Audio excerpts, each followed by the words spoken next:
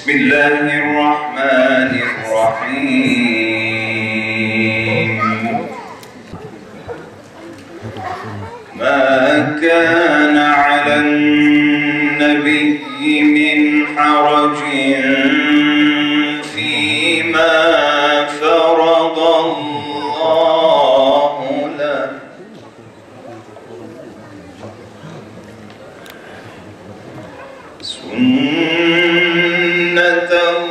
Sünnetallahi fillezîne halev min qablu ve kâne emrullâhi kaderan mekdûrâ.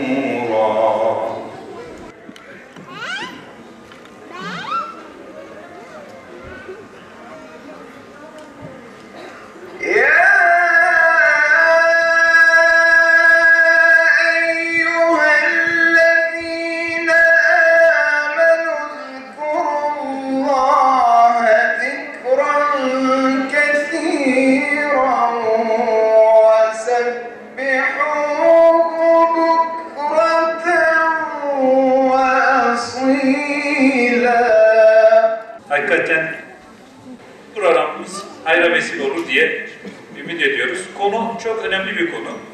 Biliyorsunuz son zamanlarda Türkiye'de bir takım tartışmalar var. Sünnetle ilgili tartışmalar var. Kur'an'ın tek başına yeterli olup olmadığı ile ilgili bir takım tartışmalar var. Sünnetsiz Kur'an anlayışını savunanlar var. Biz sünnet olmadan Kur'an'ın arzulanan şekilde anlaşılamayacağını, peygambersiz İslam'ın, peygambersiz Kur'an'ın olamayacağını düşünüyoruz ve bunu hep savunuyoruz ama maalesef farklı görüşler de var. Bu noktada her iki hocamız da alanda uzman, bu Kur'an ve sünnet bütünlüğüyle ilgili değerli fikirlerden istifade edeceğiz. Programı başlatmak istiyorum. Her bir konumuza yarımşar saat konuşma zamanı vermek istiyorum. Arkasından da eğer zamanımız el verirse bir 10-15 dakikalık da soru faslı olsun arzuluyorum. Çünkü hocalarımıza mutlaka dinleyiciler arasından soru sormak isteyenler de olabilir. Konu da çok önemli bir konu olduğu için soru faslının da önemli olduğunu düşünüyorum. İlk sözü Sayın Profesör Doktor Ramazan Muslu Bey'e vermek istiyorum. Buyursunlar Sayın Hocam. İslam dininin iki temel kaynağı vardır. Bunlar Kur'an-ı Kerim ve Hazreti Peygamber sallallahu aleyhi ve sellem Efendimizin sünnet-i seniyyesidir. Aynı zamanda bu iki kaynak Peygamber sallallahu aleyhi ve sellem Efendimizin veda hutbesinde buyurduğu üzere ümmetine bıraktığı ve sımsıkı sarılmamızı istediği iki emanetidir. Resul-i Ekrem sallallahu aleyhi ve sellem Efendimizin tebliğ ettiği hususların kendi duygu ve düşüncelerinin ürünü değil, Cebrail aleyhisselam vasıtasıyla gönderilen Kur'an'ın vahiy ürünü olduğunu haber vermiştir Yüce Rabbimiz. İslam'ın temel kaynaklarından birincisi olan Kur'an hakkında şüphe ve tereddüt oluşturamayan inkarcılar, ikinci temel kaynak olan Hz. Peygamber'in risalet görevine yani sünnet-i seniyyesine karşı hücuma geçmişlerdir. Dünden bugüne Hz. Peygamber sallallahu aleyhi ve sellem Efendimizin ve sünnetin teşrideki yerine halel getirmeye çalışan harici ve dahili pek çok saldırı gerçekleşmiştir. Ancak Kur'an ve sünnet bütünlüğüne zarar veren akım ve fikirler ilk dönemden itibaren din alimlerince bertaraf edilmiş ve sünnetin teşrideki yerini konu edinen ciltler dolusu eserler telif edilmiştir. Değerli dostlar, inananlar, müminler, Müslümanlar, oryantalistlerin oluşturmaya çalıştıkları bu şüphelere karşı durmalı ve Hz. Peygamber sallallahu aleyhi ve sellem Efendimizin önderliğine, örnekliğine ve sünnetinin rehberliğine sımsıkı sarılmalıdırlar. Unutulmamalıdır ki sünnet, birbirini hiç görmedikleri halde Müslümanlar arasında davranış, duygu, anlayış, tavır ve düşünce birliği sağlayan önemli bir unsurdur. Sünnetin tahrifi ve sünnete olan itimadın sarsılması, Müslümanlar arasında var olan bütün bu birliklerin ortadan kalkması sonucunu da doğuracaktır. Değerli dostlar, sünnetin dinde hüküm kaynağı olması bizzat Kur'an'da ifade edilmiştir. Müslümanlar için Resulullah'a uymanın gerekliliği, onun davranışlarındaki örneklik özelliğine dikkat çeken Ahzab suresi 21. ayette ifade edildiği üzere لَقَدْ كَانَ لَكُمْ فِي رَسُولِ اللّٰهِ اُسْوَةٌ حَسَنَةٌ لِمَنْ كَانَ يَرْجُ اللّٰهَ وَالْيَوْمَ الْآخِرَ وَذَكَرَ اللّٰهَ كَثِيرًا buyurulmakta. Yine ona uymayı, ittiba etmeyi, Ali İmran suresi 31. ayet ve itaati emreden yine Ali İmran suresi 32. ayet, kendisine Kur'an'ı açıklama görevinin verildiğini ifade eden Nahl suresi 44. ayetlerden açıkça anlaşılmaktadır. Evet, Kur'an bizim son vahiydir. Allah Azze ve Celle'nin göndermiş olduğu son vahiydir. Bunda hiçbir tereddüt yok. Son kitaptır. Ve kıyamete kadar da bozulmadan, lafzıyla ve manasıyla yaşayacaktır ve Müslümanlar için İslam'ın en üst düzeyde, en mükemmel manada temsilini yapacak olan metindir. Bunda hiçbir tereddüt yok. Fakat bu şu anlama gelmiyor. Kur'an'ı siz her çağda okuyun, dini bilgilerinizi, ahkam-ı şer'iyeyi, şer'i hükümleri buradan kendiniz çıkarın anlamına gelmiyor. Kur'an'ın hemen hemen her bir parçası bu 23 yıllık zamanın değişik dönemlerinde, anlarında indirildi. Yani Kur'an-ı Kerim'in hemen hemen bütün parçaları Peygamberimizin hayatının değişik zamanlarında vahyedilmiştir. Ve bu şu anlama gelir, Müslümanlar da bunu böyle anladılar, İslam alimleri de böyle anladılar. Bu şu anlama geliyor. Siz Kur'an-ı Kerim'in bu 22-23 yıllık peygamberlik hayatı olmadan anlamanız mümkün değil. Buna biz işte sünnet diyoruz. Sünnet dediğimiz şey aslında Peygamberimizin o risalet hayatı demek. Risalet hayatıyla Kur'an-ı Kerim iç içe iniyor. Kur'an ve bizim bugün elimizdeki Peygamberimize ait hadisler, Kur'an-ı Kerim ayetleri ve Peygamberimize ait hadisler, o ilmihal hükümlerinin şahitleri olarak elimizde duruyor. Onları yeniden dönüp okuyup değiştirmemiz için değil.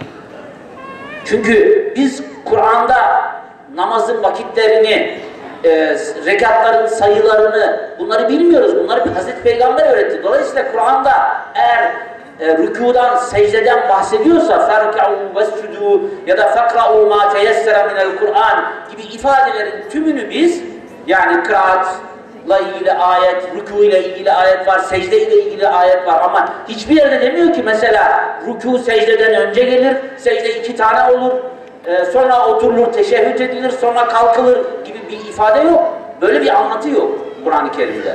Dolayısıyla biz Kur'an'ın bütün bu namazın unsurlarına, namazın fiillerine ait ayetlerinin tümünü bildiğimiz namaz şekline göre okuyoruz. Yani onu nereden biliyoruz? Kendimiz uydurmadık onu. Çünkü sahabiler de aynı ve bütün Müslüman dünya aynı yapıyor. Peki nereden çıktı bu Kur'an ve sünnet bütünlüğünü bozma girişimi? Ne zaman ve nerede çıktı? Tarihte bazı denemeler oldu, biz biliyoruz. Mesela hariciler böyle bir deneme yaptılar. İşte ne bileyim, bazı aşırı akılcı anlayışlar, ya Kur'an temelli olarak bilgiyi yeniden düşünmemiz lazım gibi böyle marjinal tipler, ama böyle kenarda kalmış bazı anlayışlar çıktı. Fakat modern zamanlarda özellikle bu Kur'an sünnet bütünlüğüyle ilgili Müslümanların kafası çok karışmış görünüyor. Müslümanlar 19. yüzyılda çok ciddi bir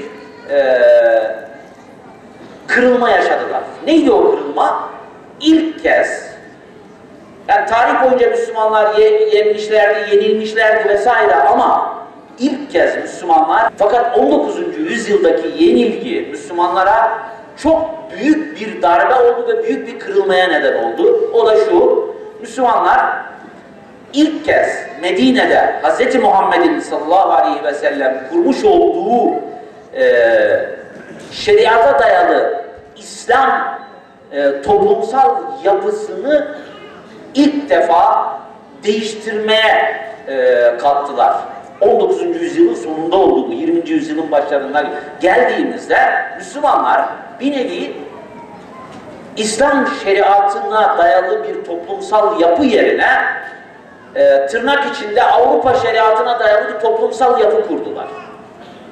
Bu büyük bir kırılma oldu. İlk kez Hz. Muhammed'in sallallahu aleyhi ve sellem Medine'de oluşturmuş olduğu Müslüman toplum pratiği kesintisiz olarak gelen bu Müslüman toplum uygulama kesintisiz bir şekilde 19. yüzyıla kadar gelen Müslüman toplum ilk kez farklı bir pratik ve farklı bir uygulamayı kendisine ilke edindi. Bu tabii büyük bir kırılmadır. Yani şeriatın ahlak, hukuk, siyaset normu olmaktan çıkıp bunun yerine başka bir şeyin alması. Bu tabii büyük bir kırılmadır ve Müslümanlar burada ilk kez İslam'ın bu toplum hayatına dair inanç ve düşünceye dair ilkelerini sorgulamaya başladılar. Bu kırılma Müslümanları, ya biz nerede yanlış yaptık, acaba bir yanlış mı yaptık şeklinde bir soruya yöneltti ve bundan sonra Müslümanların kafası karıştı. Çünkü artık üzerinde ittifak edecekleri bir uygulama, pratik kesintisiz bir şekilde yok. Onun yerine herkes kendince bir anlayışı sanki savunabilir hale geldi. Yani bir nevi tabi burada ulemanın, ilim ehlinin değişmesi de önemli bir Müslüman toplumlar için önemli bir kırılmadır. Daha önce Müslüman toplumu alim dediği insan Kur'an ve sünnet bilgisine dayalı ulûm-i İslamiye eğitimi aldıktan sonra hangi alanda olursa olsun alim oluyordu. Yani ister mühendis olsun, ister doktor olsun, ister hukukçu olsun, ne olursa olsun, ister siyasetçi olsun, isterse defterdar olsun, maliyeci olsun ama önce Kur'an ve sünnete dayalı ulûm-i İslamiye eğitimi alıyordu. Alim dediğiniz insan böyle bir insandı. İslami ilimler dediğimiz, Kur'an sünnete dayalı ilimler bizim bilgi ve alim, ilim anlayışımızın içinden çıkarıldı. Bu tabii büyük bir kırılmadır. Kalkıp da bugün işte Kur'an İslamı, hadis İslamı gibi bir takım çözümler aramak sadece şunu yapıyor, ben onunla sözlerimi bitirmek istiyorum. Biz ehli ilim, ulemanın belirlemiş olduğu bu bilimsel yoldan ayrıldığımız andan itibaren kendi ayağımıza sıkmaya başlıyoruz Müslümanlar olarak. Kendi kendimizi zayıflatıyoruz.